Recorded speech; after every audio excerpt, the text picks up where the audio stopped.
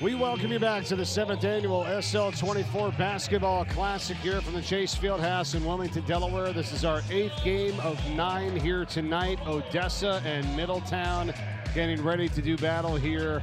Mike Corey and Barnett Harris. This should be a lot of fun, this game here tonight. What are your thoughts on this matchup? I'm really excited for this matchup. I expect a lot of high flyers, a lot of really good three-point shots, a lot of fast pace up and down. I'm really excited.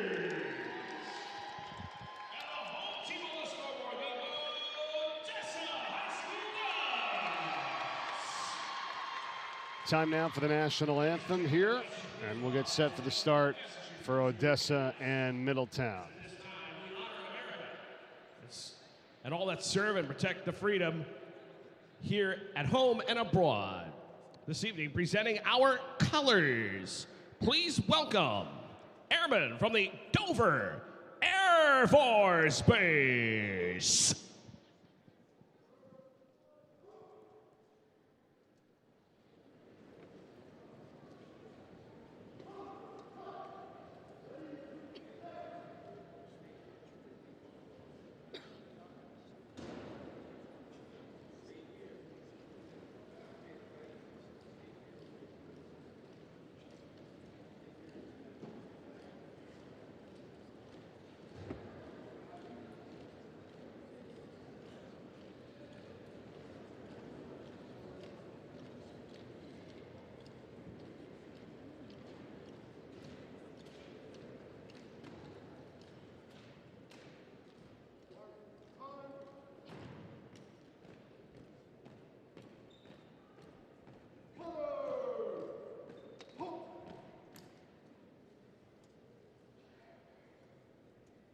And ladies and gentlemen, here performing his rendition of the Star Spangled Banner, please welcome Carter Pollard.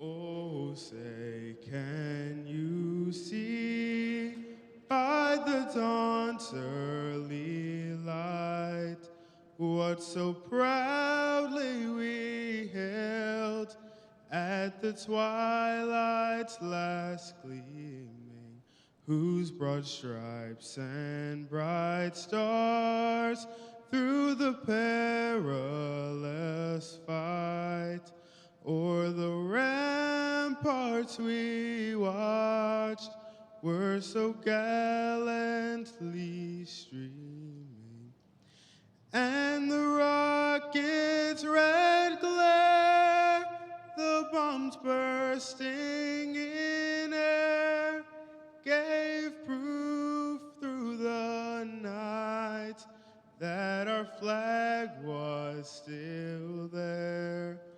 Oh, say does that star-spangled banner yet wave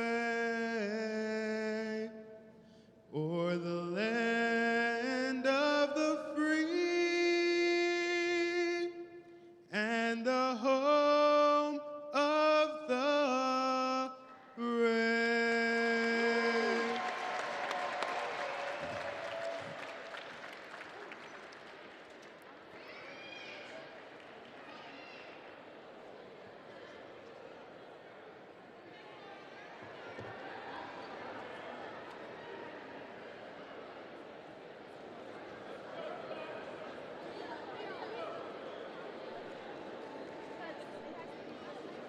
Excellent rendition of the national anthem, and having some of the great shots that we've seen here, not only from that, but this entire weekend. Really want to thank our crew here tonight from the SL24 Foundation and our members putting this on for you. On the cameras, Lauren Tyree with Darnell Vaughn, Zach Fraley, Grant Selzer in our replay and cameras. Well, Brad Comer doing a great job.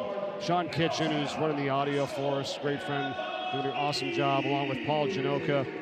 Graphics with Thomas Rashilla, Mitch Owen, our engineer, Jonathan Mondelli, our director, technical director, and Jimmy Smith, who we talked to on the air here, our producer of this event. Last night with a play-by-play, great friend Scott Klatskin with Bill Harmon, who will join us later. Nick Alessandrini doing the play-by-play for the first couple games today with Declan Landis. And my brother Brian Corey on stats and also public address here from the arena. And with Barnett Harris, great to be with you again, my friend. I'm Mike Corey. We're getting ready for Game 8 of 9 here in the 7th annual SL24 Basketball Classic. It's been a lot of fun up to this point. It's been so much fun. I am so excited for this game. I expect a high-flying, intense matchup with two great teams that are well-coached, fundamentally sound, and it's going to be electric. You are in store for a great matchup. Odessa and Middletown here getting set for action in this game today. The reason why we're here to donate and raise funds for the SL24 Foundation. Your donations, the online auction, the merchandise, the ticket sales, it all goes directly to help support and fund Sean's house, the SL24 Foundation, and Sean's rooms set up throughout the state at St. Mark's High School, Salesianum School, the Warehouse in Wilmington, Delaware, and St. George's High School coming up shortly in this month of February. Here's how you can donate. Unlockthelight.com/donate, or this address you see on the screen, givebutter.com/SL24 Classic 7.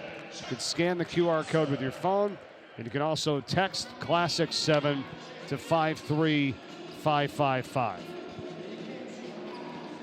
The online auction with the autographed Jalen Carter Eagles jersey, tickets to Villanova men's basketball, gift baskets, gift cards, road trips, island vacations from around the Caribbean, prom packages, swag bags from Delaware High School, so much more. Over 80 auction items, all on our online auction page at givebutter.com/SL24 Classic 7 through the end of tonight and the game, so don't miss out on that. Plus the merchandise and much more. Here we go, ready for Game 8. Ryan Kemsky, Theo Jackson, Chuck Jameson are our officials. Odessa is in white, Middletown in black. And here we go, Barnett. And we're off, Mike. We are off. Previous game on the girls' side with Ursuline and Baltimore Polytech came down to a 5-point game in which Ursuline won. Well, that job by them to finally close that one out. Absolutely. Incredible play by the Ursuline Academy girls basketball team. A credible fight by the Baltimore Polytech team as well. And just a great game from start to finish. Odessa controls it here with William Warfield, number 11 in white. Over to Tyshawn Wilborn, and down low it's knocked out of bounds.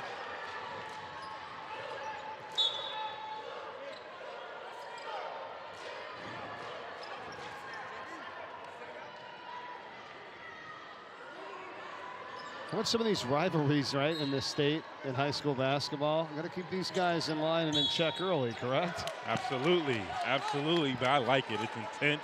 This is a great energy in this gym. Stands are starting to pack out. It's amazing. I'm excited.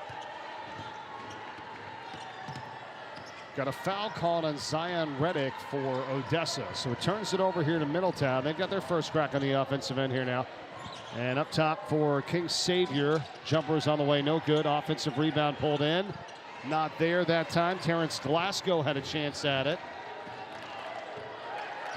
Both teams crashing the glass early. I like it. It's going to be an intense matchup. You're going to have to earn every point you get. These teams play hard. Jalen Bernicow, and the pass knocked out of bounds off of Middletown. Bernicow is no new name in this tournament. If anyone knows Bernicow, he lit it up from the three last year. I had the fortunate pleasure of calling his game. 24 in white for Odessa, and he controls it right now at the top. Still no score, minute 15 seconds into the game. Up top, Nassigar on the three, not there. Henry Nassigar, safe from going out of bounds. No, they'll say out now off of Odessa. And Middletown possession. Middletown is coached by Aziz Ali. And Odessa's Andre Wilborn leads the show for them here tonight. I like it. Two coaches, long established, cemented, fundamentally sound. I've seen both of them before, so I expect their teams to play hard, play disciplined, and play it in an intense environment and be ready for the moment. Almost a steal here for Odessa, and a nice pass that got deflected inside. And Odessa gets the steal. That time it was King Savior trying to force it in to the middle. Bernicow, and that's going to be an offensive.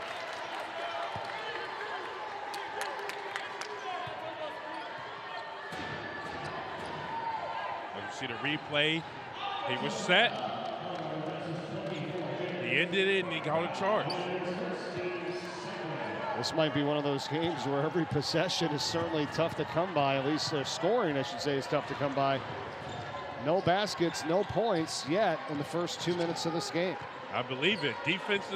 Defensive-minded team. This is my kind of game. I was a defensive player. This is my kind of game. Physical, although the refs are starting to assert, they're going to call it a little tight. So make sure you're not doing a little bit too much, as we see a little slide trying to set the trap, but just a little bit too much. Ref called the block. It's going to be a defensive-minded game.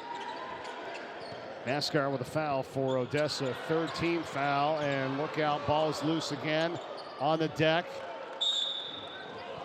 Jump ball. And it's Odessa possession.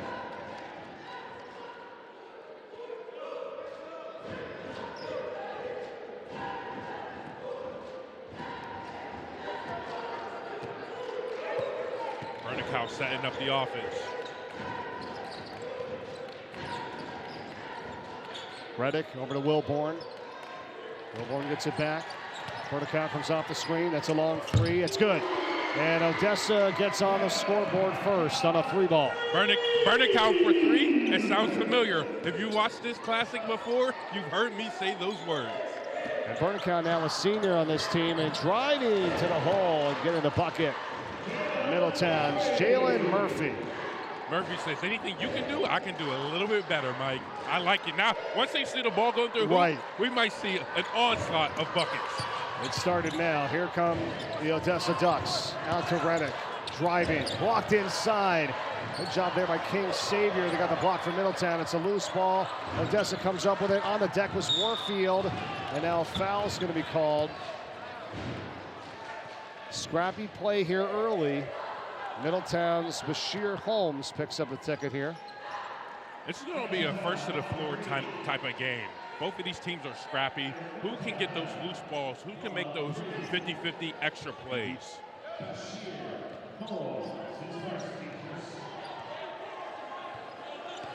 First team foul for Middletown in this game. 3-2 Odessa.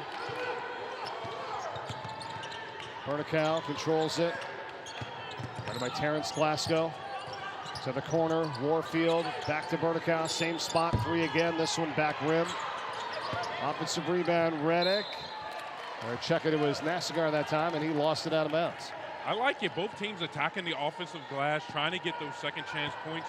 One of the teams are going to have to be disciplined and boxing out, limiting the opposing team to one shot.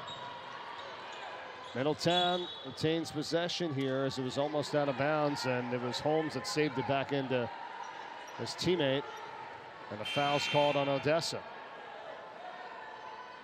I believe that is Warfield's first.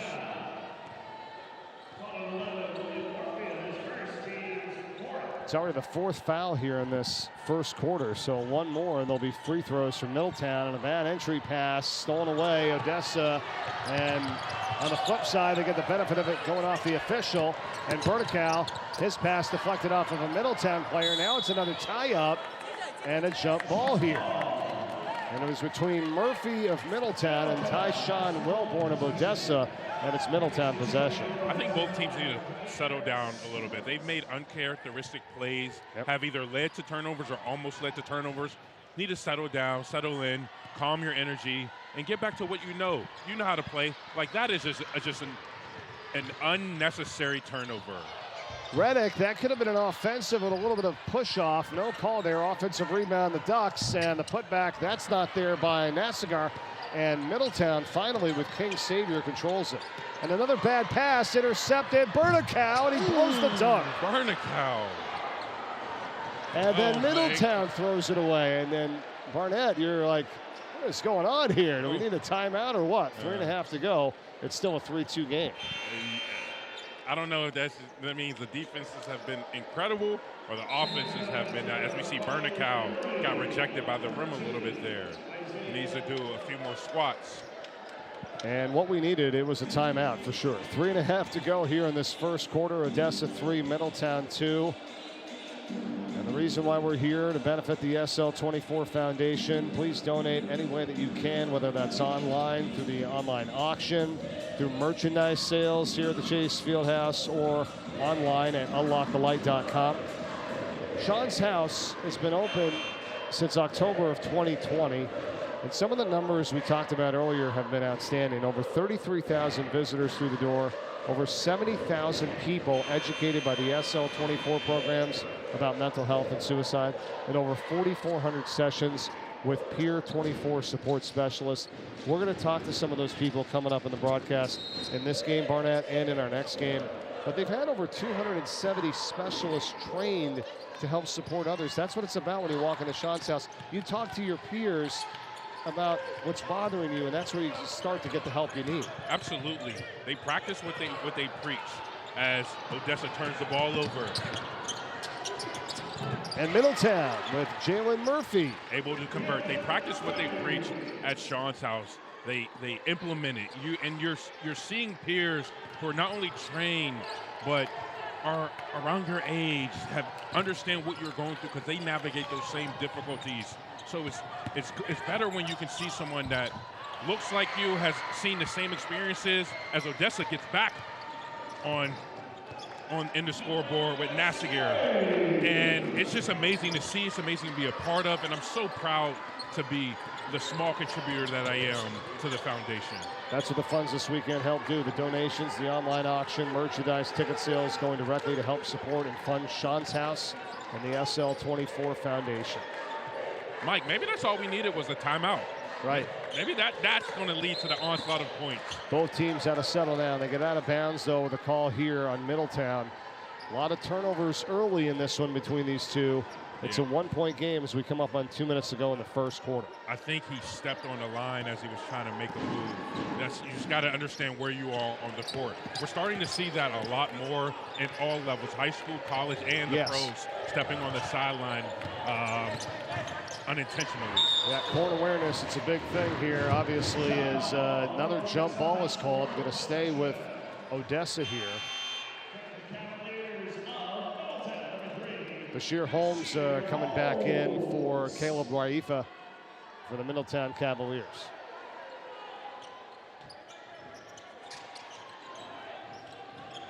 To the corner, wide open three for Odessa, and Henry Nassagir hits it. I like Nassagir's game. He's settled in. Quick 5 points. I like his game. He's showing me something. I just need to see if he gets a high flyer, Mike. Right. We got plenty of time here, still early in this game, minute 45 to go. Middletown, Uray driving. And calling him for the offensive foul.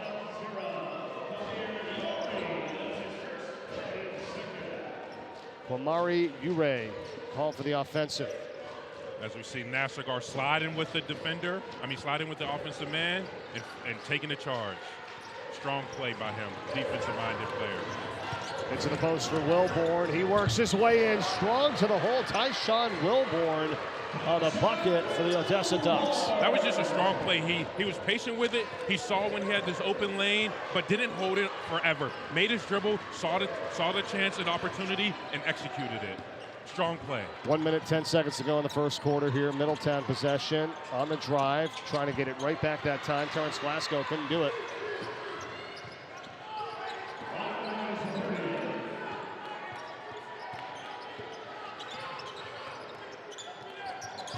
Pass inside, Bernicow. Wilborn, another kick out to the corner. Nassagir misses on the three. Uray tracks it down. Uray pushing the pace a little bit, Mike. On the runner, he got it. going coast to coast when you were the rebounder, really impressive. Really impressive drive and way to finish. Way to go up there strong for you, Ray. Super slow start for both teams, so they've picked it up here. It's 10-6 now with 25 seconds to go in the first. Bernicow. Let's see if they hold for a final shot here. I think they are, Mike. Well, instead, Bernicow puts up a three, back rims it. Middletown the rebound. And on the run, here's Ure, passes it. The shot no good by Holmes, but he's going to the free throw line for two. I think Bernicow caused that play. You can take that shot whenever, at any point in time. You got to understand clock management. You had when you're under 20 seconds and you're taking that time, take the last shot. Don't allow them a chance to score, which then drew one of your teammates a foul. I couldn't agree with you more, Barnett. I'm not quite sure we've seen some of that play here in the previous few games as well. Even late in the Ursuline game, in our previous game, they're up 5. There's no reason to shoot the ball. There's no shot clock. Like, they could have been fouled. You know, they almost let them back in the game, Baltimore Polytech, and they ended up winning by 5. But same thing here. The only thing you could have done is what you did. You let them score points before the end of the quarter. You might as well just taking it down and taking the last shot, as you said. Instead, Middletown gets 2. And now you got 4.5 seconds to work with here as Bernicow comes over the half-court line. 1 second to go. Dishes it, and they don't get the shot off. That will not count. Dyson Scott didn't get it off in time, and that's the end of the first. Absolutely. At the end of the quarter, you got to have a better understanding of the clock management, because those possessions are going to be crucial in a close game, which this is. Correct. Middletown, Odessa. We've reached the end of one. We'll be back with the start of the second quarter. The Ducks lead it by 2. You're watching the 7th annual SL24 Basketball Classic from Wilmington, Delaware. More after this.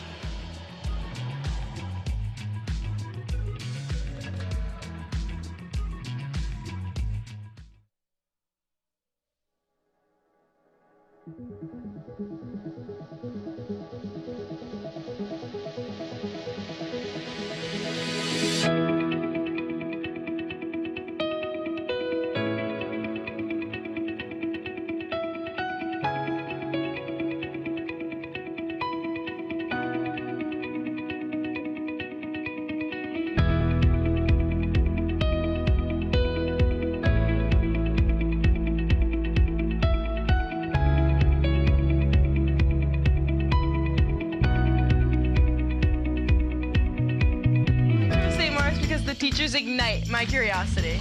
I chose St. Mark's because I get to dive into the newest tech that will help me rock the jobs of tomorrow. Because we have over 100 state championships, and this team is working on the next one. I chose St. Mark's because of the teamwork. Because here, I'm inspired to lead.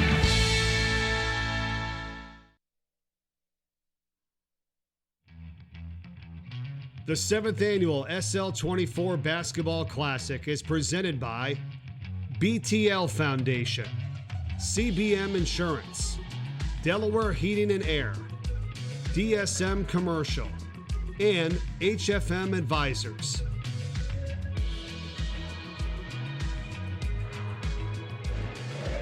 Welcome back to the 7th annual SL24 Basketball Classic here tonight from the Chase Fieldhouse in Wilmington, Delaware. Great to be with you for this game. It is game 8 of 9. It is Odessa and Middletown. The Ducks lead it by 2 as the second quarter is now underway. Along with Barnett Harris, I'm Mike Corey. Now we have the pleasure of being joined alongside one of Sean's former teammates, SL24 board member, former Syracuse great, played in 2 Final Fours and really helped with the idea to even put this entire tournament on.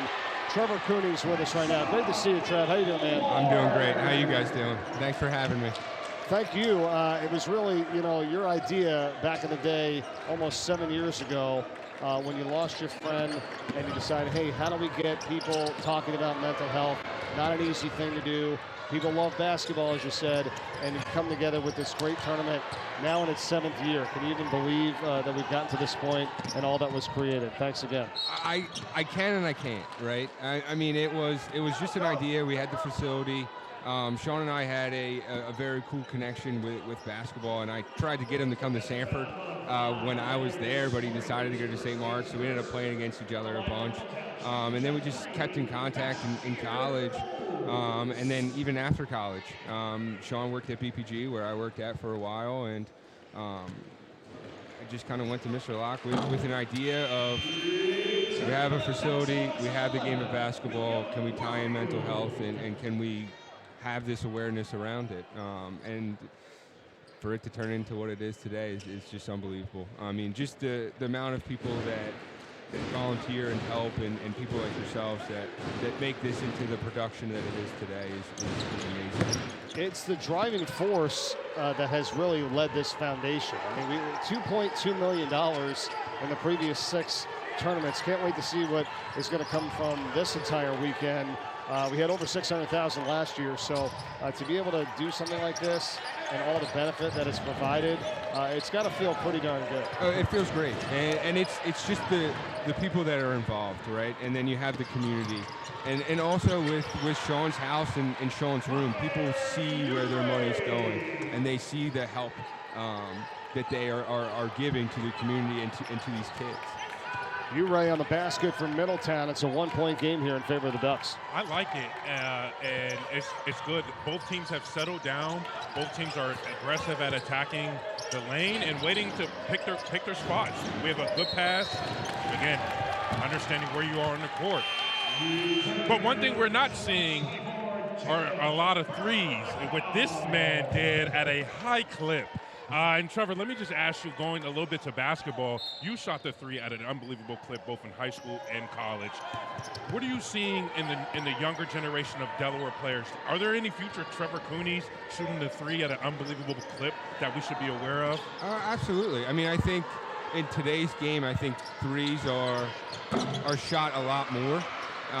And I think the way that the NBA is played, I think it kind of transitions into college, into high school.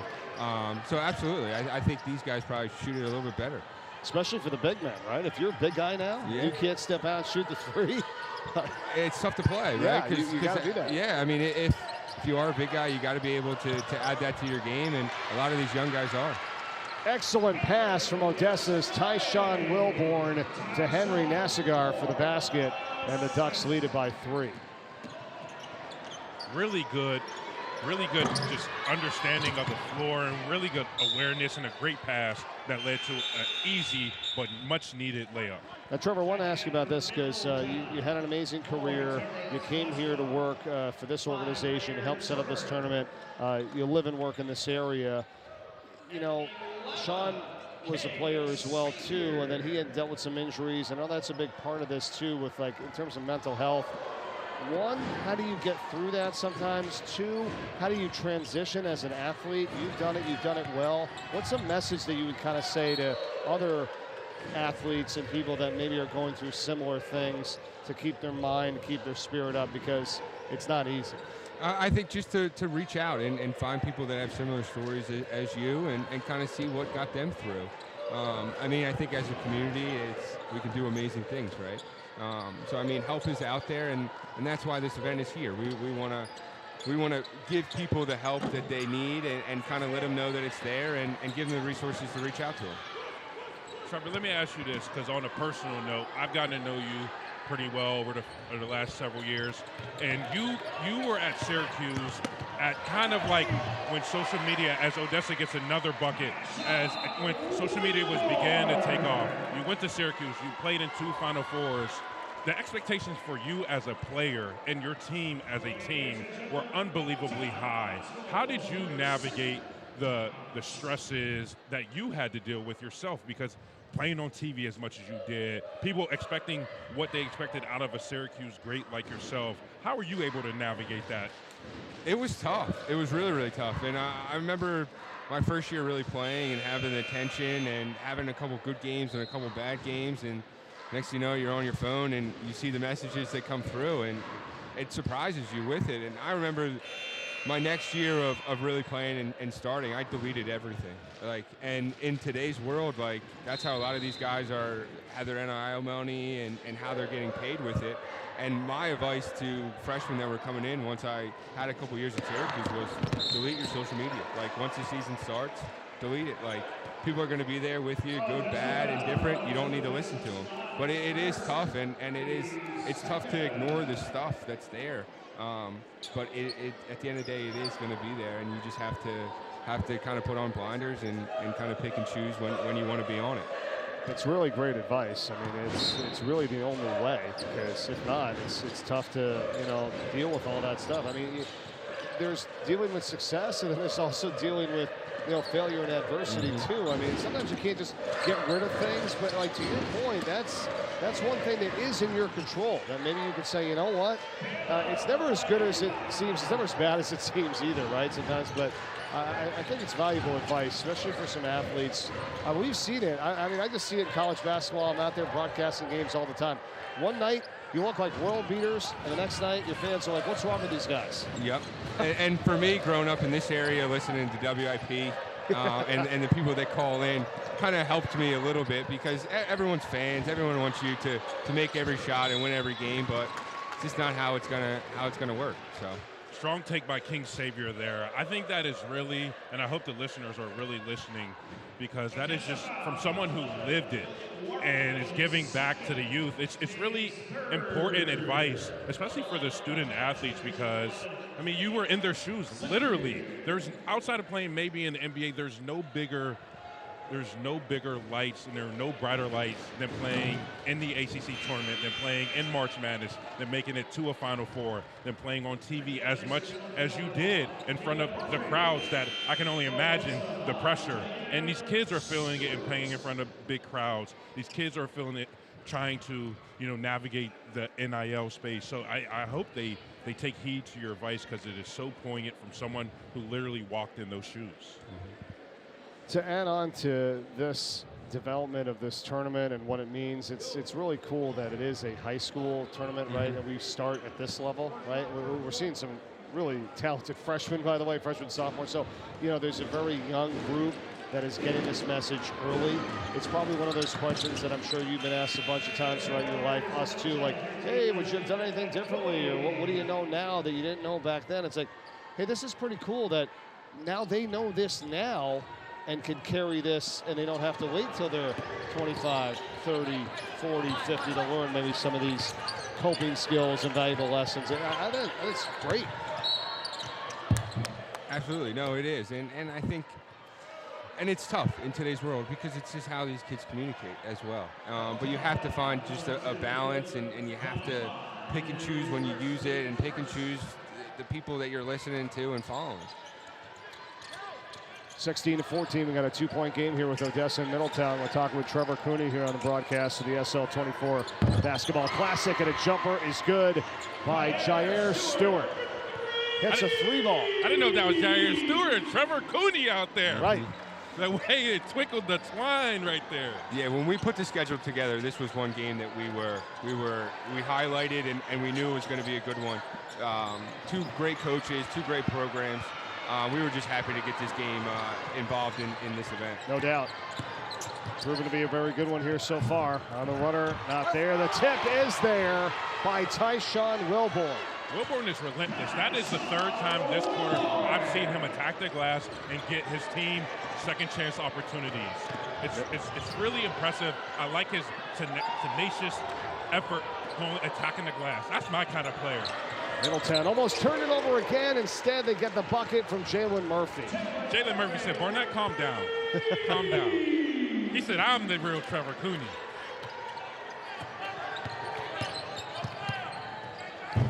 Jump stop mid-lane, no good by Dyson Scott.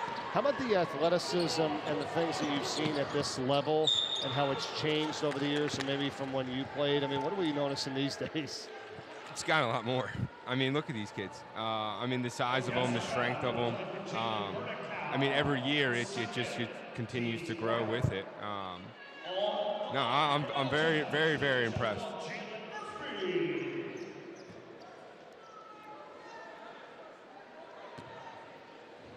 Murphy's at the line here for 2 shots from Middletown.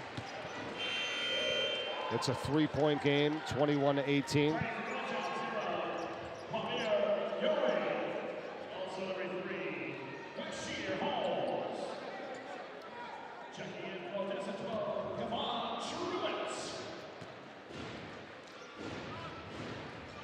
Trevor, how about seeing everybody coming back to this event? Like, we talked about it earlier. We've said it throughout this entire weekend. It's about the people, right? I mean, this whole state, you know, you grew up here, you lived here, you come back here. There's something special about it, right? It is. I mean, I'm seeing old coaches, old teammates, people I played against. And the other thing that's fun now is we're on our 7th year of this. So then now we have, I mean, you're seeing kids that came here and played in the middle school games in halftime that are now on the high school team. Like, how cool is that? Sean's brother, Aiden, who was in one of the first event, right? Come out here, and now all of a sudden he's helping him run this event. Yes, he is. It's pretty crazy, yeah. It is. It's amazing.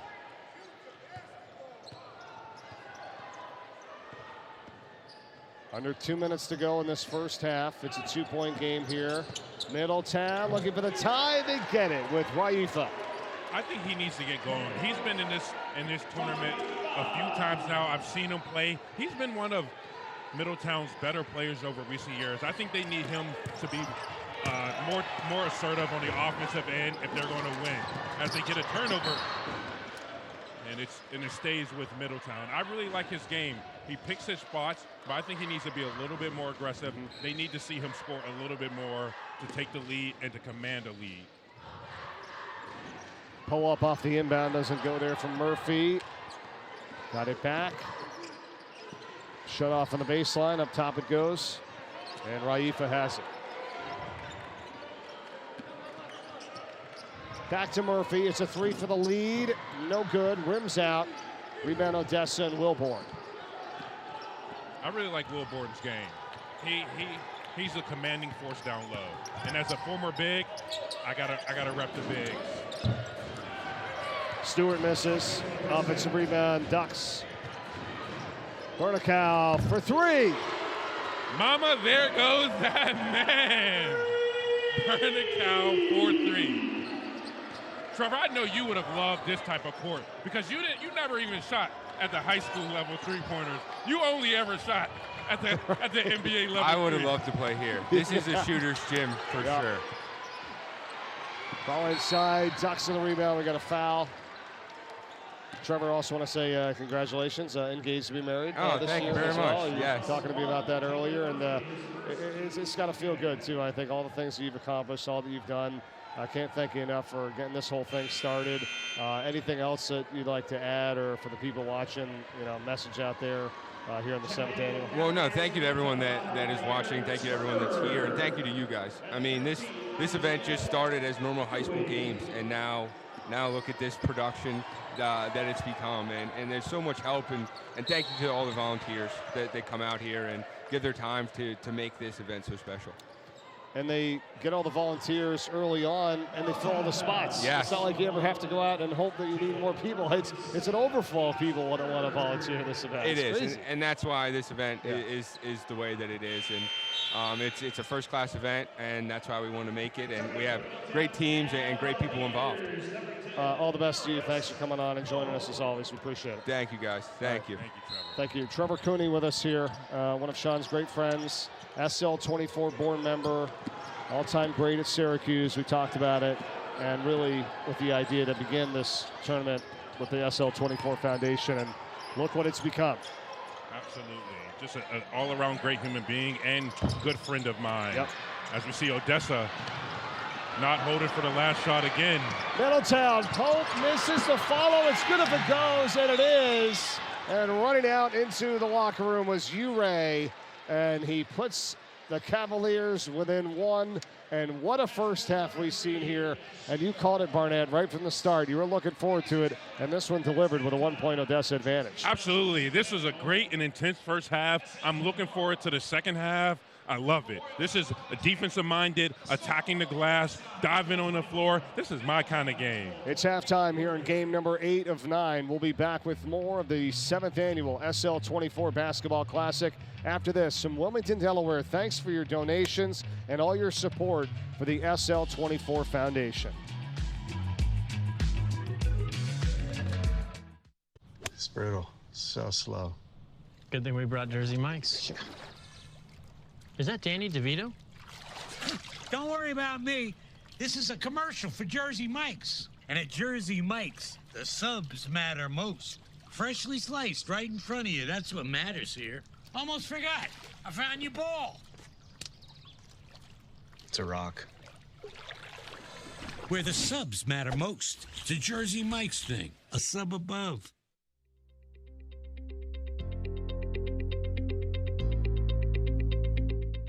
Partnerships built on relationships. That's our motto at CBM Insurance, and those words guide everything we do. We provide the best possible service experience because our focus is on the relationship first. When you join CBM, you join a team with an average of 20 years in the insurance industry, long-standing relationships with our carrier partners, and deep roots in our community. We stand ready to be your trusted partner and insurance advisor.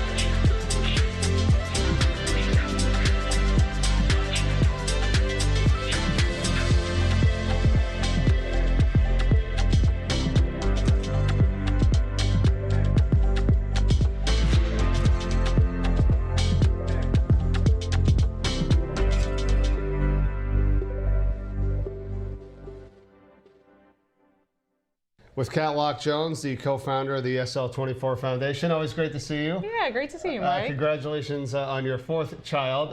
Thank you. Are you doing all right? How's everything going? Oh, great. So happy to have Claire, first daughter, joins the rest of the Jones boys, 3 of them. So, 4 under 4, always a fun adventure. We talked to a few of your partners and co-workers here at the house, and tell me a little bit about how your family and having 4 children and understanding what people have gone through, have been through here, and how that maybe affects you now growing up and as a mother. What's that like? I think one of the greatest gifts my family, my parents gave me are my siblings.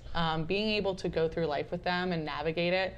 Our husbands, our partners, our wives, they come in so late in our lives, and our parents are gone way too soon. Your siblings are really the people that stay with you for your entire life, and they get to know you.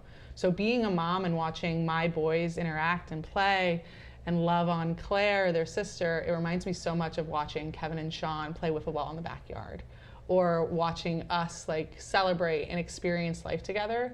So while it is amazing being a mom and seeing my kids grow, there is definitely a part of me that reminds me of my time with Sean, and how to navigate that loss as a mom, knowing our childhood stories will only be told from one perspective.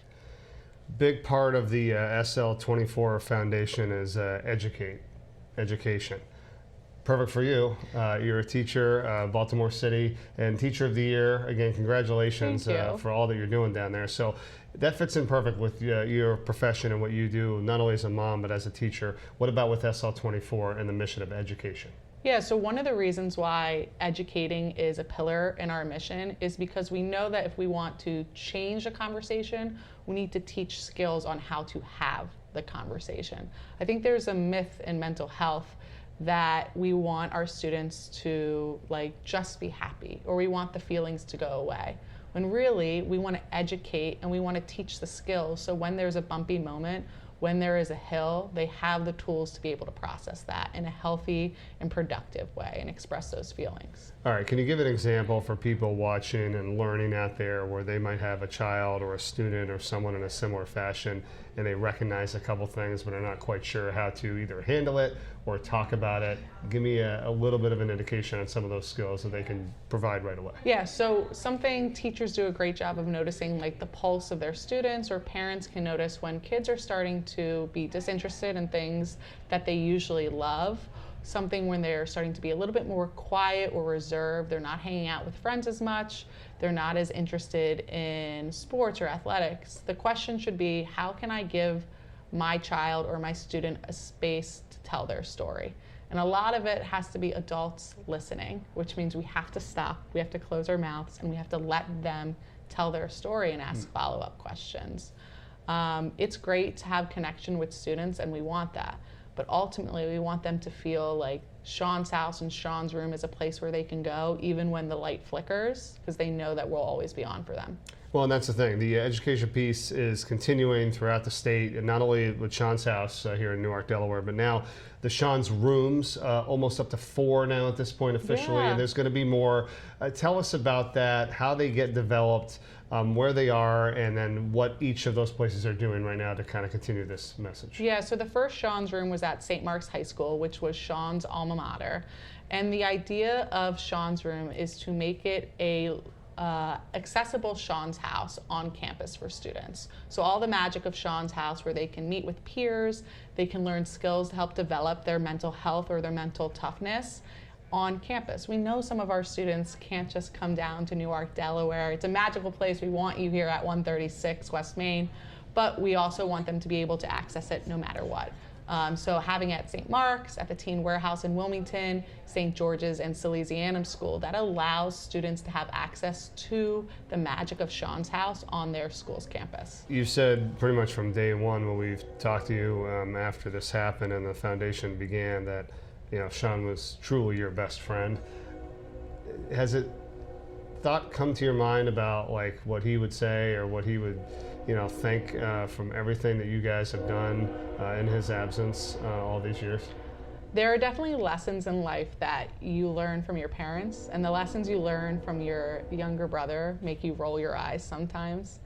And I think for me, what I take away from this, or like what I think Sean would say, would be a healthy dose of making fun of me for my spreadsheets and flare tip pens that I love. But I think he would be really proud.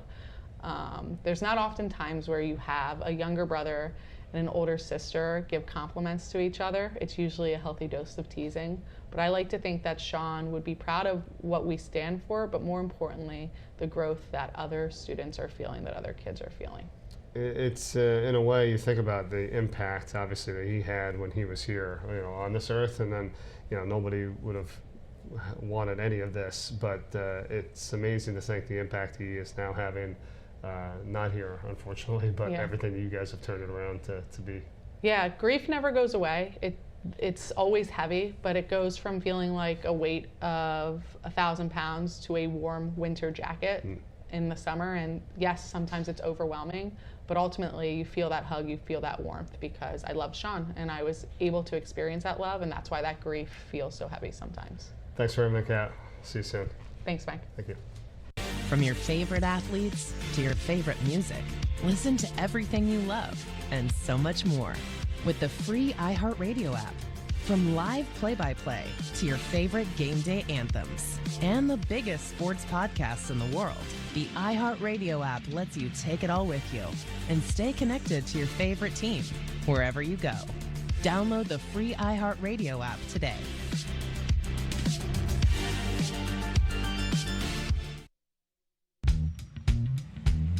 Who will he grow up to be? Well, that depends on all of us. That's why, along with our groundbreaking medical care, Nemours Children's Health supports programs that address issues like food insecurity and the resources essential to learning. It's all part of creating a healthier future for all children. So, he can grow up to be whoever he wants to be. Nemours Children's Health, well beyond medicine.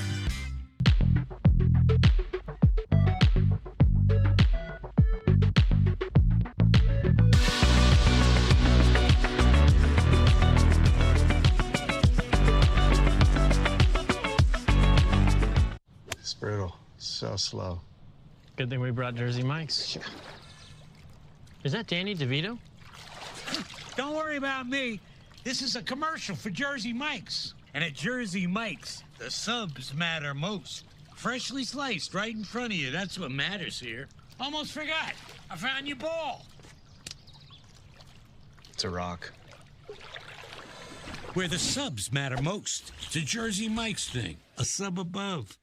Someone who's been a light for me is my mom, because she was able to shine a light on me in a dark time and is able to separate my basketball life from my at-home life, because she's my coach at school. My mom has been a light in my life. because she sacrificed a lot for me when I was younger, just chasing my dreams to play basketball. That's all she did, and she do everything for me. She's like my best friend. I could talk to her about anything. Probably my parents.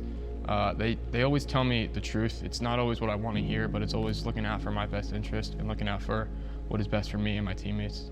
It's probably my friends. I know they're always there so that I can talk to them and they listen to what I have to say. And they're always reminding me whatever happens, it's not that big of a deal and that I'm strong enough to face it. Me and my friends have been with each other through highs and lows. I can't count the many times that I've cried on their shoulder, they've cried on my shoulder. Someone has been a light for me is my little brother.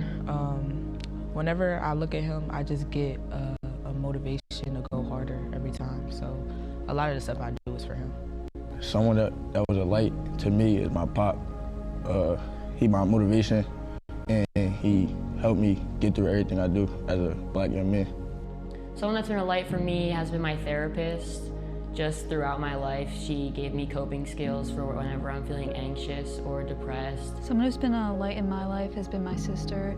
She's a couple years older than me, and she's just always been there to brighten my day or make me feel better about if I had a bad day or a mistake, and she's just been a light to me. I say my sister, my little sister, because just knowing I have somebody younger that looks up to me, and when my parents and them get older, I'm gonna have to be that person to step up and provide. And knowing that I can't make a lot of mistakes in her face because she's gonna be following my footsteps. Light for me in my life is definitely my sister Maggie. I'm always due for a call for her when I need something or when she needs something. So our relationship has been so impactful for me. And when I struggle, I know I can always call her or shoot her a quick text, and I know she'll respond.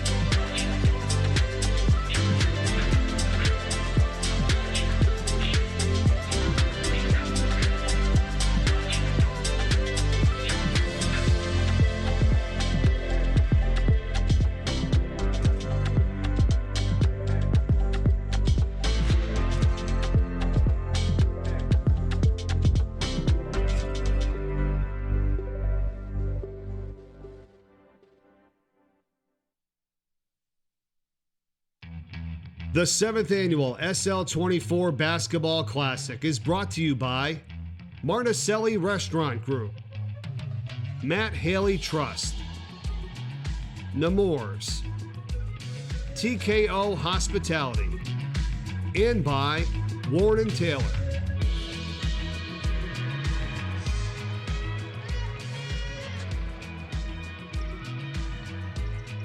Welcome back inside the Chase Fieldhouse in Wilmington, Delaware, as we get set for the start of the second half and our second to final game of the night. It's Odessa and Middletown. Odessa leads it by 1, 24-23 here at the half. Mike Corey, Barnett Harris, back with you from inside the Fieldhouse. Want to bring up once again the silent auction here for SL24, the foundation help raise money for Sean's house and the mental health programs to help those in need, ages 14 to 24 at Sean's house, along with Sean's rooms. This auction is outstanding. We've got over 80 items. You go to givebutter.com/SL24 Classic 7. Only $600 right now for Eagles tickets for next year, lower level, section M12, row 10. Seats 5 and 6. We got them. We got exactly where they are. They could be Super Bowl champs, okay, Barnett. And that's it at a bid of just $600 right now for 2 tickets. So plus a $50 gift card for parking. The St. Mark's tuition, as you said, for people and whose family members go to St. Mark's, the tuition there is over $16,000 a year. Right now, the St. Mark's tuition is at $10,924. So to your point, you're going to pay for it anyway. Why not pay for it at a lower rate and have that money go to the SL24 Foundation? That would be incredible. I know I would do it. I know I would do it. And there's still time to bid, so make sure you log on and get your bids in. And those are just some of the great items and auction items that we have. You see at the vacations as well, plus gift cards, gift baskets, autographed Jalen Carter Eagles jersey, and a lot more. So check out the silent auction. Here's the ways to donate. Unlockthelight.com/donate. You can text Classic 7 to 53555 or scan the QR code now. We raised over $600,000 last year, hoping to really get above that number this year, and we're going to find out in our next game what that number is. So help us to make this the best year ever. Absolutely, and we very much appreciate all the support, all the volunteers, all the people who are watching on this stream. We appreciate you, and we hope that you understand, and we hope that you reach out to your friends, and you are a light in someone's life, because you never know when they need it, and you never know when you may need it if someone is a light for you. So we very much appreciate all the support, both financially, by volunteering, and just by reaching out to your friends.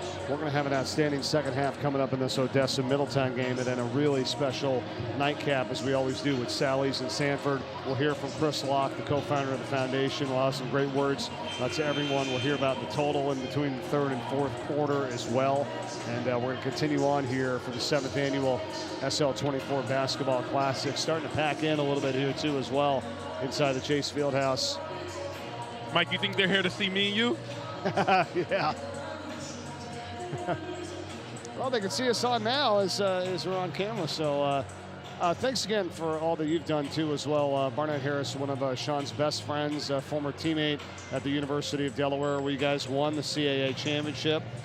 I was fortunate enough to call that on TV, did the radio for you guys for such a long time, and then moved on to TV, and fortunately was able to call that title game down in Baltimore. That was a lot of fun. And I think you did a wonderful job then, and then getting to know you from then until now, and you allowing me to work these games with you has been remarkable. I get to see you mostly every Friday on ESPN as I'm kicking my feet back and relaxing, and just being able to work with a master like yourself, it's always a lot of fun. It's a highlight of my year, especially in the winter, and it's just so amazing. So thank you for allowing me to be a part of this wonderful team. Well, thank you too, my friend. I'll tell you, it's the amount of people that we get to see when we come back for this weekend's event, right? And it just kind of reminds you of how special Delaware really is, and all the support from the people that come in here. That's what this community is all about. Absolutely. As we continue on here tonight.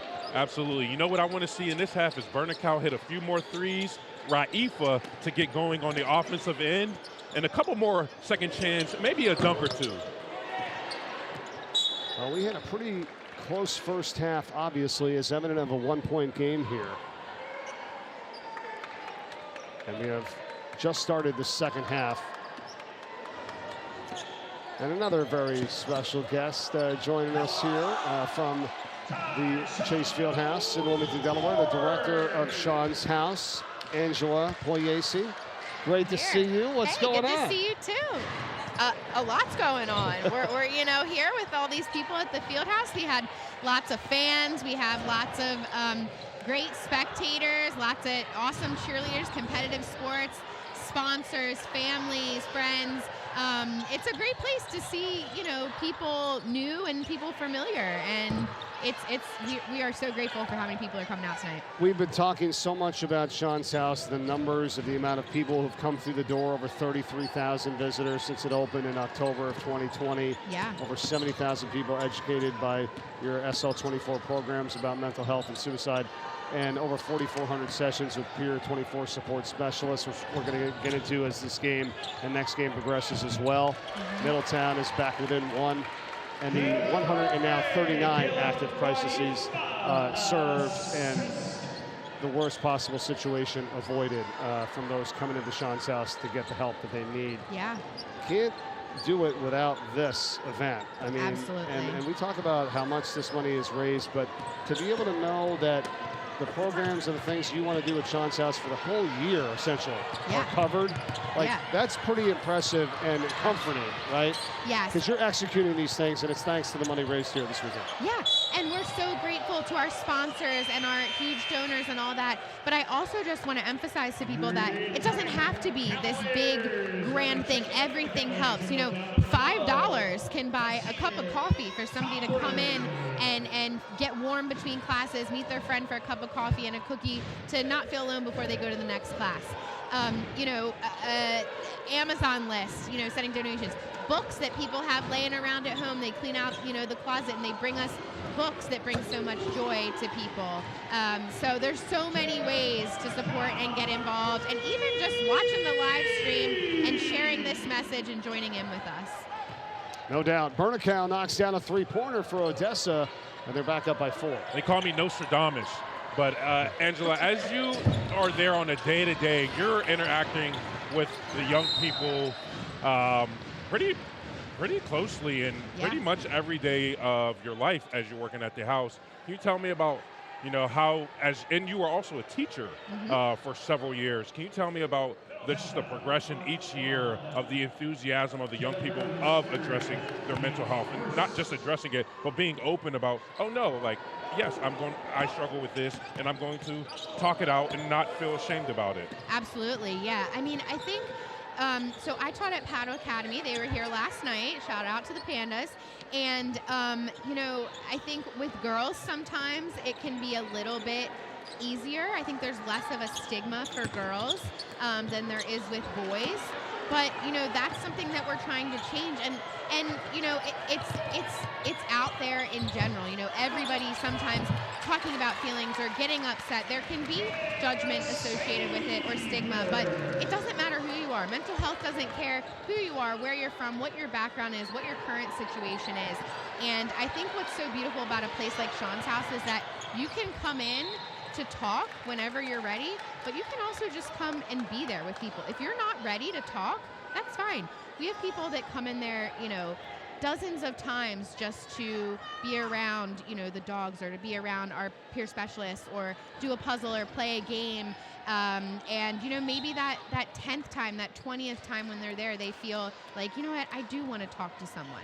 So it's nice to have that backstop for them, that support that is there when they're ready to talk. Yeah, that was the word right there. I was going to say it was supported. It doesn't necessarily have to mean well, what do you got? What can I do here? Right off the bat. It's support is just what you just said. Come in, relax, be comfortable, and when you're ready, you're ready. That is, and we've said how it is a safe haven, just to kind of get away and be like, you know what? Everybody here, we're all dealing with something, and this is chill. This is okay, right? So I like what you just said about that, because it's not always immediate action.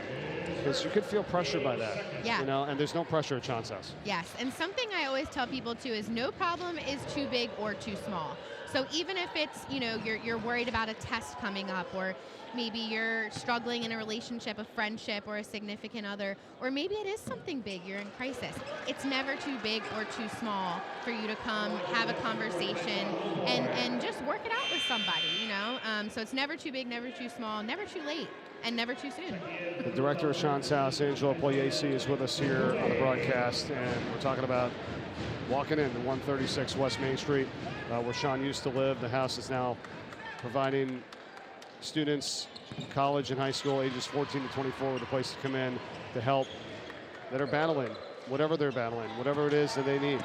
And when you walk in, give us a quick take. Like, what's the action kind of as someone just kind of walks in the house? What happens? Sure. When you walk in, you're always going to be greeted by someone, whether it's a peer specialist, whether it's me, whether it's, you know, one of our Pause for People teams. You're always going to be greeted by someone as soon as you walk in.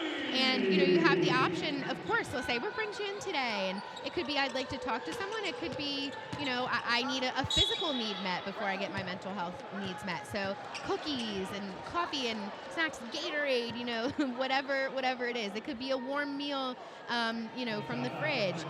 It could be, you know, art, a book. You can come in and you have all those spaces. It really is a house. So we want you to feel like you're walking in your home and you know just where to go to get what you need.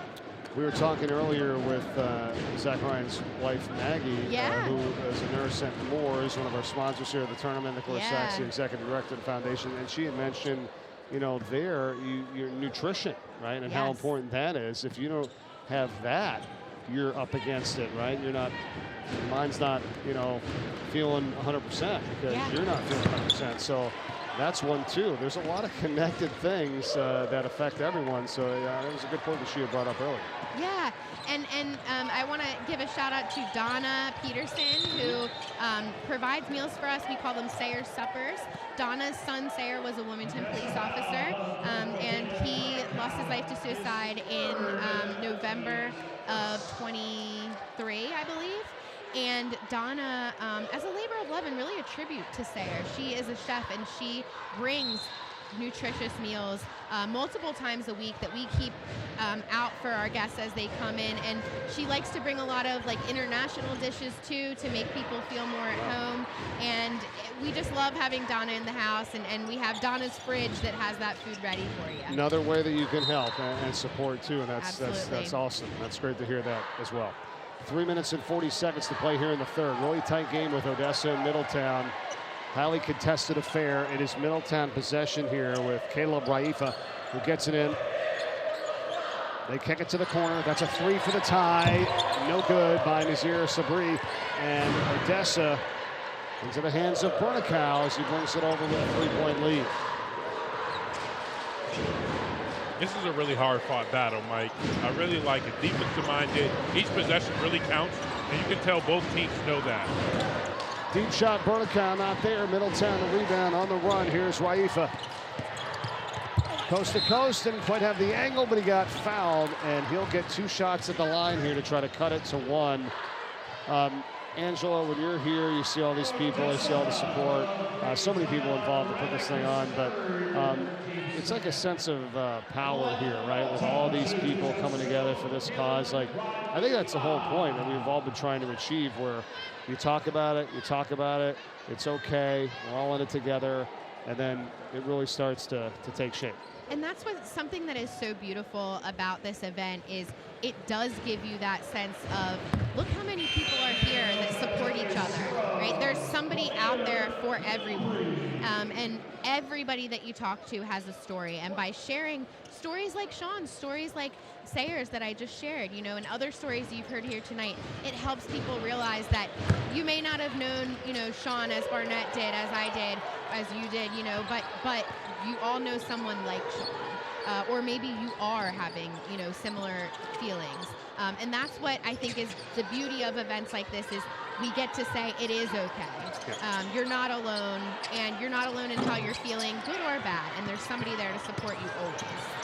Raifa hits 2 important free throws,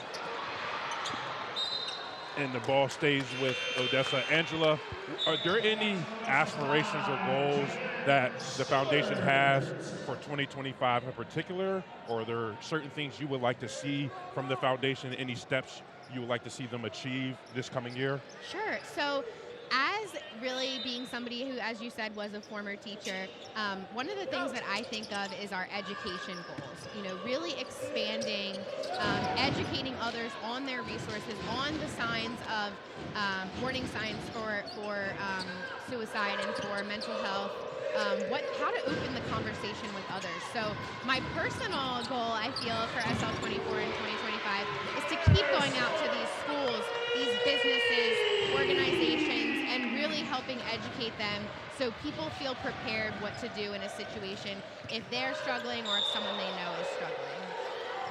Jair Stewart knocking down the three for Odessa, 35-31. They've got a 4-point lead with 2:13 to go. And also very important to continue with Sean's rooms at the schools, right? I mean, you headline this with Sean's house, and now it's expanded into Sean's rooms, and really getting other schools to kind of start to think about this, like, hey, how can we do this? And, you know, what space could we use, or how can we get, you know, the peer support there, and let's get it started, so that everyone feels like they have to go all the way down wherever they are. You know, that's great. Yeah, and I think a lot of times these presentations, when we do go out to these schools, is something that really helps open that conversation of, okay, what can we do to get this started in our school? How can we start the conversation about a Sean's room? What spaces are available, and what do we need? And I think when you educate the educators and the administrators too on how to support their students, that opens that conversation and helps grow the need for more spaces like Sean's room at St. Mark's, at Slasianum, at the Teen Warehouse, coming up at St. George's. So we'd really like to expand those downstate as well, you know, to continue our Delaware journey. Middletown getting the ball back on a turnover here. They're down by 6. Raifa to the corner, it's a 3. Holmes, that's big. Bashir Holmes, and a timeout by Middletown as they'll talk it over, now trailing only by 3 with 1:02 to go in the third. The first part of the mission is educate. And let's stay on that for a second, because it is vitally important that we're all learning and understanding some of the signs and what people could be going through. And then the one I like to say is that we all know the golden rule. It's really the platinum rule. Treat others how they want to be treated, right? Until we understand what someone else is going through or what they need, we don't know exactly what we can do to make it better. We think we might know, right? That's what I'm also trying to remember and learn too as we grow. Hey, what's the perspective of the other person here, right? So until we get that, then now we have the tools to really be able to help. And everybody's in an individual case. You make a great point, Mike. And I think, you know, if anyone out there who is wondering, how can I help somebody else? How can I open this conversation with somebody else? I think you're right. It's asking, what do you need? How can I help you? Sometimes it doesn't have to be, you know, some big thing. It could be, let's go on a walk together. Let's, you know, grab a bite together. Let's, you know, come out to, come to a game, come to an event like this together. And, you know, that really helps to open the conversation. But yeah, asking people, what do you need? How can I help you is huge. There's a friend of mine I know that has been struggling that I've been talking to a lot more often now.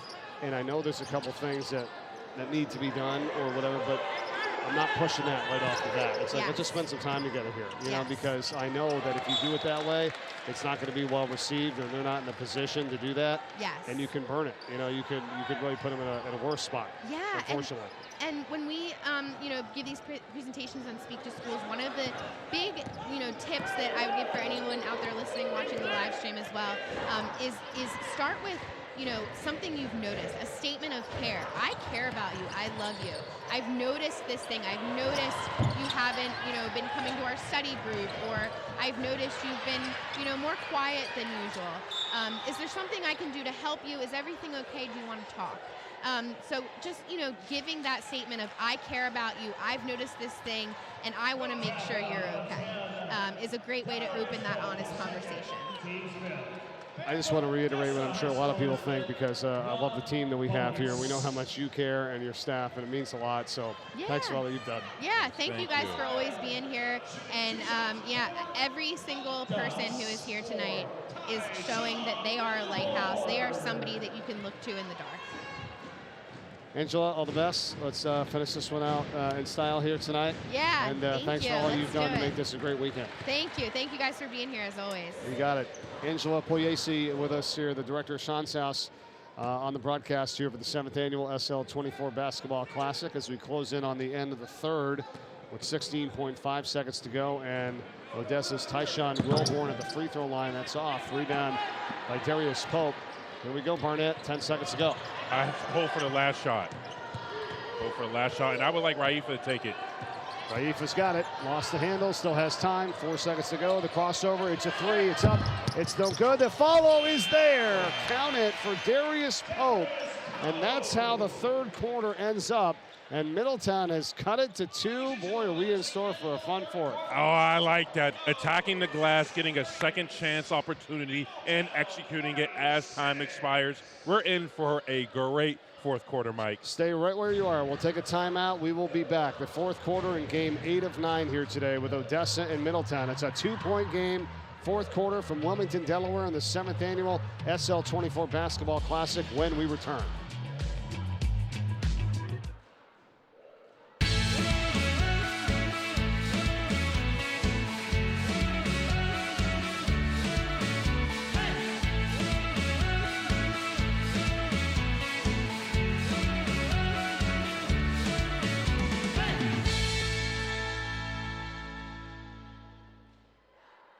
It's brutal. So slow.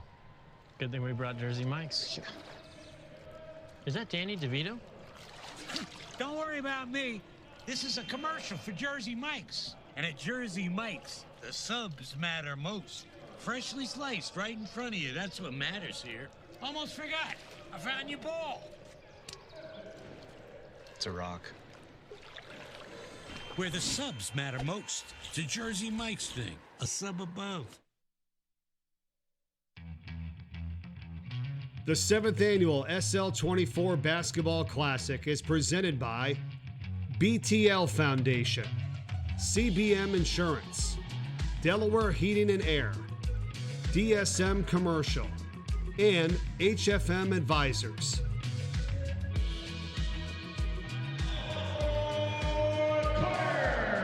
The SL24 Foundation and the 7th annual SL24 Basketball Classic continues here tonight from Wilmington, Delaware, and we are underway in the fourth quarter already here with Middletown and Odessa. It's a 2-point game. Odessa leads it. Mike Corey, Barnett Harris.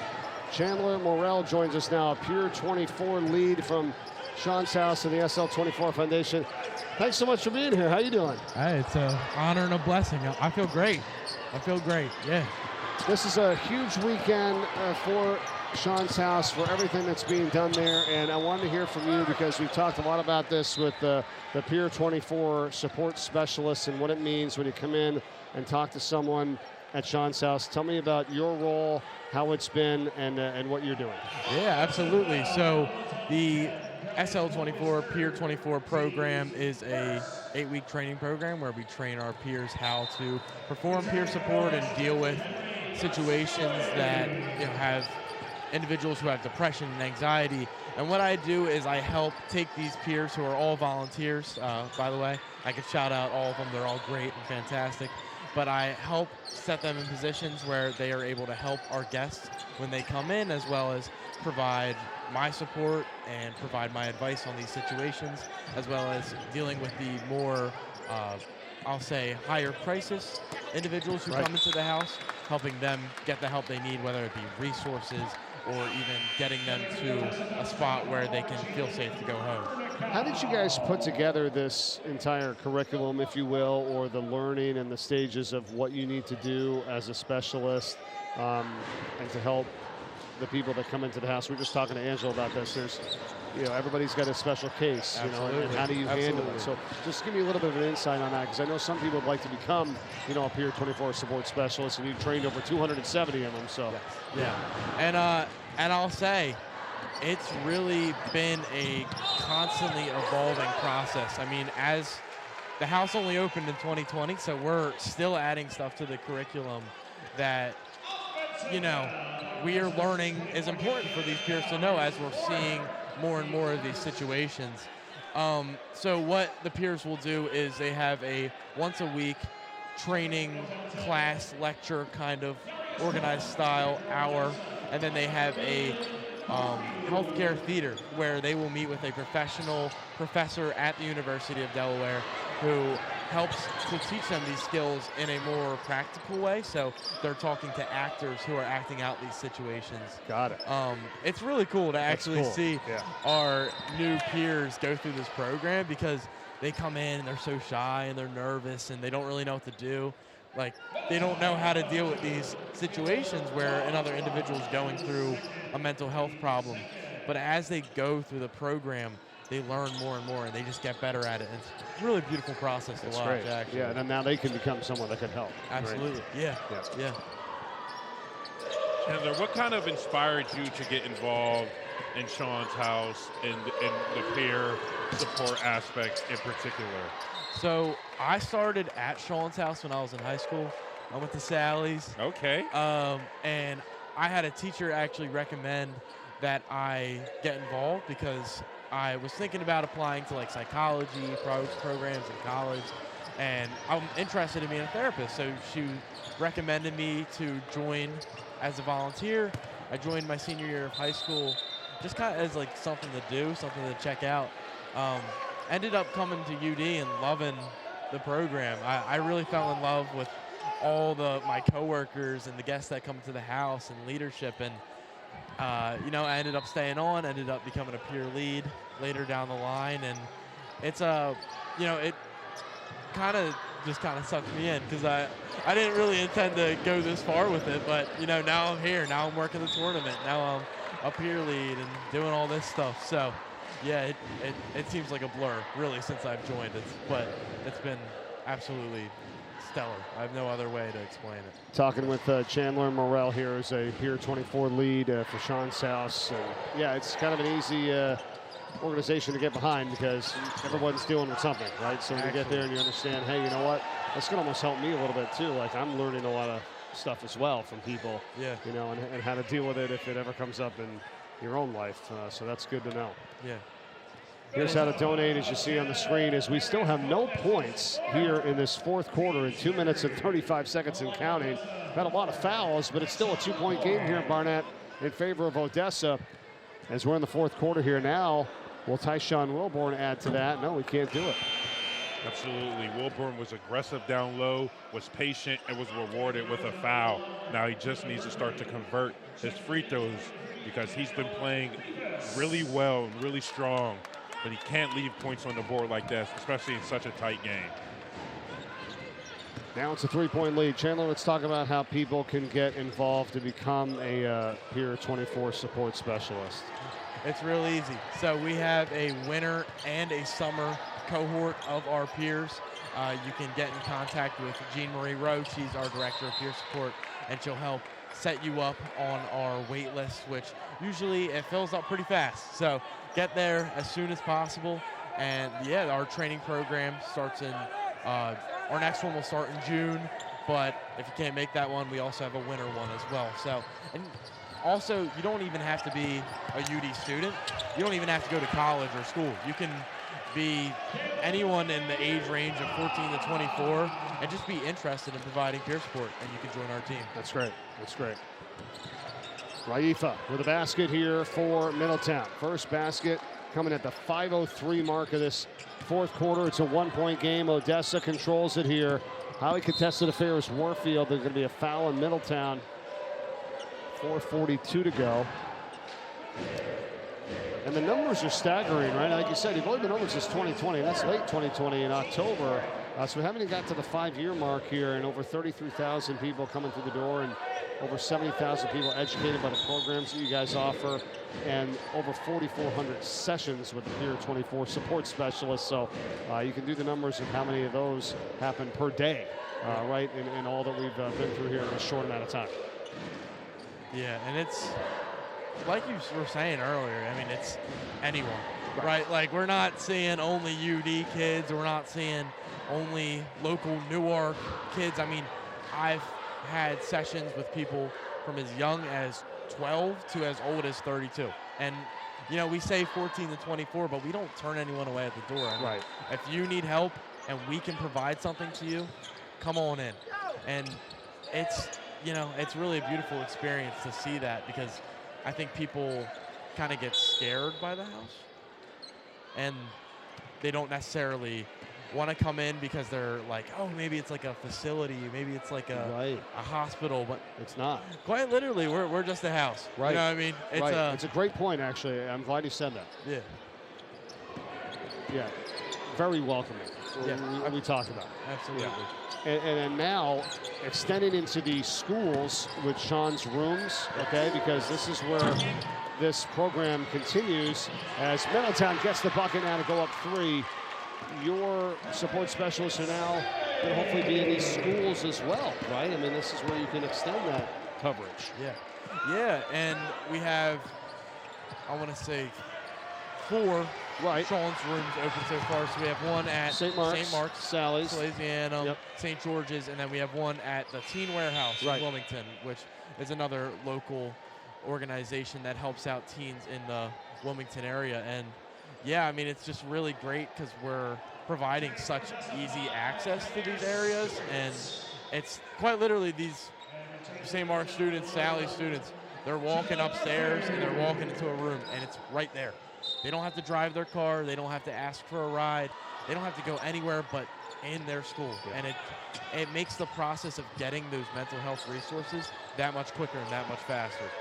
Stewart bounces it into Wilborn here for Odessa. Back out to the outside. It's a 3, and it's William Warfield that hits it. That was a big 3, Mike. He has that, what the young folks call juice in him. He has that juice. He has that dog in him, Mike. Yes, sir. That was a big 3 that came at a crucial time, extends the lead to 6. Absolutely, because a 6-point lead in a game like this, pretty big. And we'll see if it can hold up. 3 minutes and 44 seconds to go. We got a timeout. Chandler, anything final to add from your perspective and all that you've done so far, and whether it's this weekend or your programs or what you like to say to people out there viewing? Yeah, and I think the biggest takeaway I have from working at Sean's house is with these organizations that change people's lives and have such an impact on young people, anyone can do it, right? Anyone can be a peer support specialist, anyone can be a peer lead, anyone can start an organization like SL24. It's all a matter of seeing that you want to help people and seeing that I have a personal struggle that I wish I could help other people get to that next level with. And, you know, whether it be starting to work at Sean's house or starting something with friends to benefit nonprofits in the area, learning how to help people in your area is just, especially Delaware. You know, Delaware is such a small state, and we're so intertwined that, you know, people in your community are most likely to struggle with the same things you are. So get out there, start change, make change, and you can do it. It's really easy. Appreciate all that you're doing. Thanks for joining us tonight. Of course. Really appreciate it. Chandler Morrell with us, Pier 24 lead at Sean's house here on the broadcast. The 7th annual SL24 Basketball Classic. 3 minutes and 27 seconds to go here in the contest, Barnett. We are in for a battle, Mike. I'm excited to see the final 3 minutes. We're going to need every possession. We're going to need defensive minded. We're going to need tenacious, attacking the offensive glass. We're going to just need everything. We might need me to go out there, Mike.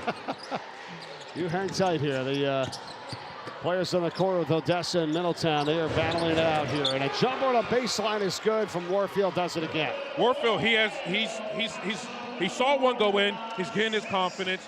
He got that dog in him. I like it. Ice in his veins. What? Yeah, well, a lot of time left here, but Middletown's going to try to get something going. Raifa kicks it out here to Turner. Up top for Uray, and it's stolen away. Warfield blocked and fouled hard. Sound like a broken record, Mike. Warfield, again, on a defensive steal. Quick hands.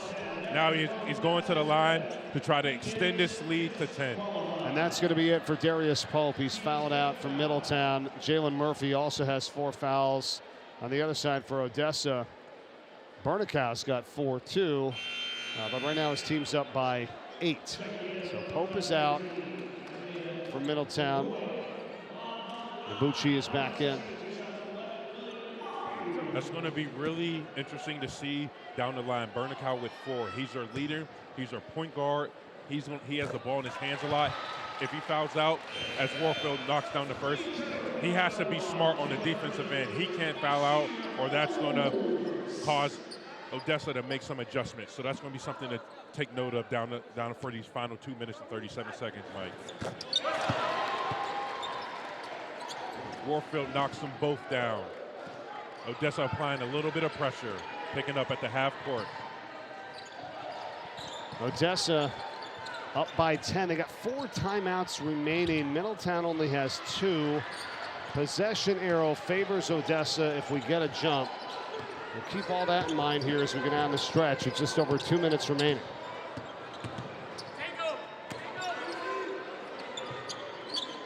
Odessa has outscored Middletown, Barnett, 10-2 here in the 4th.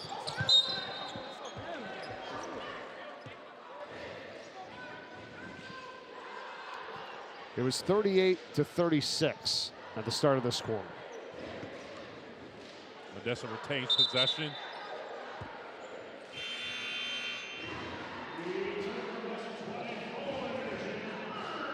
So Bernicow's back in here now, and Jair Stewart to the bench for Odessa. Bernicow has to be smart. If I'm Odessa, I'm executing a play that I'm really comfortable with to get either Warfield or Bernicow a shot. And the thing is, too, Barnett, they don't have to rush. They're up by 10. There really isn't a need to go after a shot right here. And they do anyhow, and it's in and out by Zion Reddick. And, Mike, we've seen this in the second consecutive game, but I've seen it all weekend. Players playing like they're playing with a shot clock. Right. There's no shot clock, but you feel that, oh, so much time has ran down. I need to throw something up. And you don't. Take your time. Get it back, execute, and run a play. Don't feel the pressure. But at the same time, on the flip side, Middletown can't turn the ball over when they get a rebound like that, because it leads to Odessa getting another opportunity and Warfield scoring again. Warfield has been outstanding here in the 4th quarter. Middletown getting the ball back off the miss. Raifa thinking about the 3, forces it into the middle, and a nice pass down low, easy 2, scored by King Savior, and a timeout by Middletown. And to your point, and I agree with you, I guess your style is up-tempo. You want to move the ball. You want to feel like you're in a rhythm. And maybe it's hard to sometimes change that, but you got to have that gear, especially with time and score.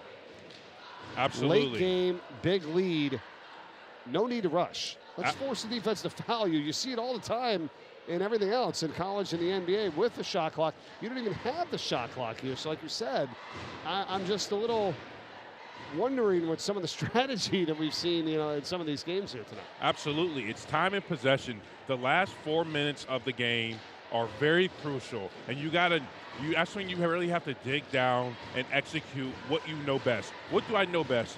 No forced shots, no bad or dumb plays, and no dumb fouls. Understanding where you are, understanding who has possession of the ball, understanding who has more of the pressure. You're up 10. You don't have the pressure. Middletown has the pressure. So run your plays, execute it, force them to make one of those dumb plays. You don't hand it to them. Right, exactly. And we're not saying start this with 4 minutes or 3 minutes ago. I mean, when we get down to under 2 minutes, right? And that's the time we're talking about here. So let's see if Odessa does that and just tries to stretch it out here and force Middletown to foul and also use up some clock, as we just have a minute, 5 seconds to go. And do they force a turnover here? No, it's going to stay with Odessa. 1:02 left. Again, we appreciate all your support here this weekend with the SL24 Foundation and your donations. This is game 8 of 9. We've got Sally's and Sanford coming up in the nightcap. Top of the hour. We're under a minute to go now here in this one. Middletown, Turner, rejected. Nice play by Reddick for Odessa, and now there's a foul. Reddick had a little bit of Windex on the glass. He said, let me wipe off the glass right here. I like that as we see the replay. Let me get up there. No, sir. No, sirree, Bob. Prior to that King Savior bucket for Middletown on the last possession, William Warfield had the last 9 points for Odessa. Single-handedly had put them in this position here where they've got a chance to pull it out and get the win. They're up by 10. Mike, I said he had that dog in him. I said he had that juice in his heart. Turn it on at the right time. Here is Raifa for three. It's good. And Middletown with a timeout. Caleb Raifa makes it a 7-point game. They're still in it. There's still time. There's still time. I expect they're going to put a little bit of pressure, try to force one trap, see if you can get a steal, because they still are 3 possessions down. Try to force one trap, see if you get a steal, or then foul. Had some really great guests here this weekend on the broadcast here for the tournament. Everyone sharing their thoughts and everything that they're doing to help make this the foundation that it is here. Once again, fans, we invite you to help donate any way that you can. Unlockthelight.com/donate. We'll give you all the information that you need to know. You can text Classic 7 to 53555 and scan the QR code with your phone. It's amazing. Whatever you can do, we appreciate so much. We appreciate it. It goes back 100% into the community and into effectuating the mission of SL24. And to keep Sean's house up and running for the year, as well as the Sean's rooms as well, in the 4 locations throughout the state that we have up to this point. And the programs that the SL24 Foundation runs to help those battling depression. See a little bit of pressure here by Middletown.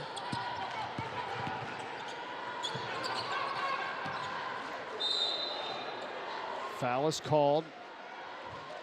Middletown hoping for a travel or a turnover. Instead, Savior picks up the foul, his second.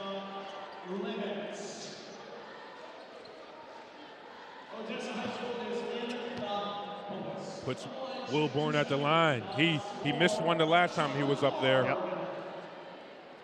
That's the player Middletown wanted to foul. You said it. So one more here with 36.5 seconds to go. If I'm Middletown, you have to know what you're running right now. You can't look at your coach. You already have to know what you're running. So if he misses it, you know you're pushing. If not, you know what play you're going to call. There's not enough time to go down and then get the play call. Correct. And he missed them both. So here it is, Middletown.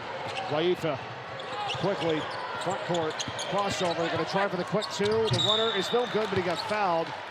And I was going to ask you about that with the amount of time left in this game. So nice job to get it down there that quickly, because not a lot of time came off and they got a chance to cut it to 5. Absolutely. And he drew a foul, so he gets a chance not only to cut it to 5, but not to lose any more time off. But if I'm them now, I need to know what defensive set I'm going and what am I doing. Holmes with a foul, and Reddick with a foul for Odessa. And so Raifa here at the line with one more. He's got 12 points. He can cut it to 5 with 28.9 to go. Absolutely. So the coach is subbing in anticipation of Raifa making it, already putting your pressure in your defensive lineup in the game. He cans it. 1 timeout left from Middletown. 4 for Odessa here. Possession arrow favors Odessa if we get a jump. The Ducks still in the backcourt.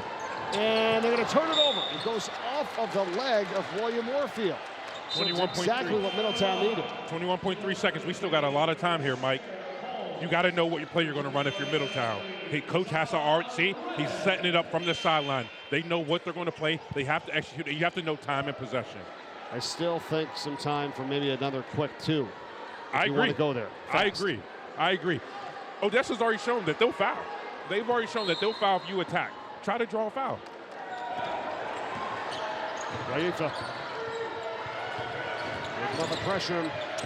Crossover, here he is, down the lane. The runner is in and out. Tough one there, it's tapped around and recovered and put back up and in by Jalen Murphy. And a timeout by Middletown. They get the bucket. Some time does come off, but there's still 7.3 seconds remaining. And an excellent job to crash the glass to get this offensive rebound here. Absolutely, as we're seeing, this is what crashing the glass gets you. in crunch time. It allows you to get a second chance point, which cut this to a one-possession game. Odessa's missed some free throws. I think you can go for a steal quickly here, right, Barnett? If not, you get a foul. Yes. When I was at the University of Delaware, how we would describe it is we would have like an aggressive trap. So basically foul, but don't foul. Try to like get a hard steal, but like if you don't steal it, you're going to foul them. So that's how I would describe it. Try to get a trap there. You swing down, you're going to get the ball or you're going to get some more. Yeah, the only thing, too, which also is helpful if people recognize this, is the possession arrow, but it favors Odessa if there's a jump. Sometimes you get in there, you can tie it up, and you get that ball back. You don't have to foul, but the possession arrow favors Odessa. There's no more timeouts left if you're Middletown. They're out of timeouts. 7.3 seconds to go. And we'll see if they do what you said. They come out, quickly trap, try to get that steal. If not, you get a foul right away. Hope Odessa's going to miss a couple free throws here. Not going to defend the inbounder. Yeah, I wouldn't either. I would double team someone. I would play loose off of Wilborn to try and tempt him to throw it to him and then foul him. Well, they get it into Bernicow, and he's fouled immediately.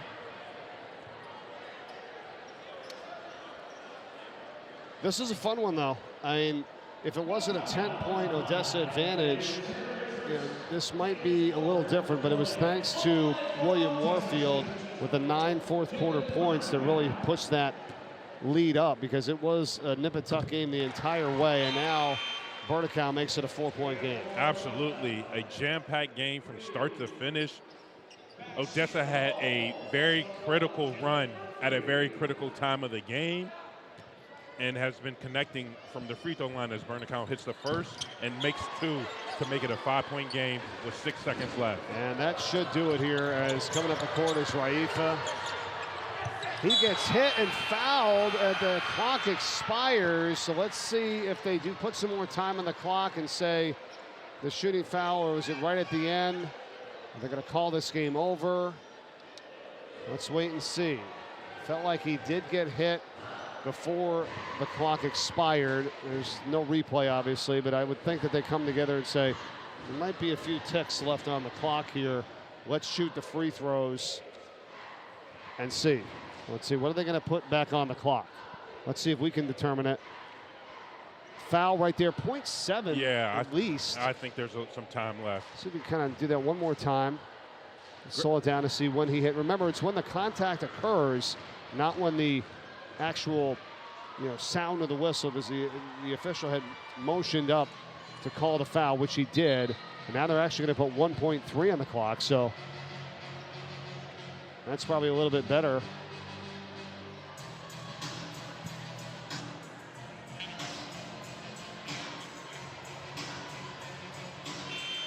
So Raifa with 2 free throws. He can cut it to 3. Oh, that's Bernicow's 5th. Yeah, Bernicow is fouled out. He's fouled out. Had Odessa not had 4 timeouts remaining, Barnett, it would have been potentially a dicey situation, because if you could have forced a 5-second call when they throw it inbounds, if you hit these 2 free throws, force a 5-second call, you get the ball back underneath their own basket. That would be best case scenario, but if Odessa can't get it in, obviously they can call timeout. And a smart job to save their timeouts to this situation.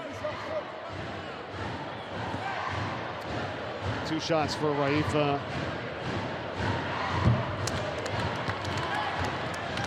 And also, had it been a little bit closer, could have made one, missed one with a chance to get a rebound and a bucket, but absolutely not quite in this situation now, with only 0.3 left and a whistle called. 5-point game. Odessa's going to win a hard-fought game here today, and a game that a lot of people wanted to see. Really good crowd coming out for this one, and they'll hang tight to get ready for our nightcap with Sally's and Sanford. I'm really excited for that. That is going to be a barn burner. I can't say I'm not biased, because Sanford has a future blue hen. He has a player committed to the University of Delaware, my alma mater, and my basketball alma mater. But I'm excited for a good matchup. I'm excited to hear your call as Wilburn knocks down the first. And that's going to be a great finish to this wonderful weekend. It certainly will. Wilborn with one more to go. It's a 6-point lead. Make it 7, and Odessa's going to win it as Middletown throws it in. The clock expires, and the Ducks knock off the Cavaliers 54-47. Final score here today. Barnett, got to say thanks so much for all that you do, all your time, being a great friend, being a great supporter here at the SL24 Foundation. Always fun calling these games with you, man. Thank you. I had so much fun. Thank you for always allowing me to be a part of this. This has been so much fun. You are the best in the business, and I was so fortunate to just be a little cog in this wheel. You've been great. Thanks so much for all that you do. Appreciate it. Enjoy the nightcap here. That's going to do it for this one. For us, for Barnett Harris, I'm Mike Corey. So long for now. From the Chase Fieldhouse in Wilmington, Delaware, we got one more to go. The 9th and final game of the 2025 7th Annual SL24 Basketball Classic. Sally's and Sanford comes your way at the top of the hour. Here's how you can donate. Thanks for all your support of the SL24 Foundation. Back with our final game of the tournament in just a little bit.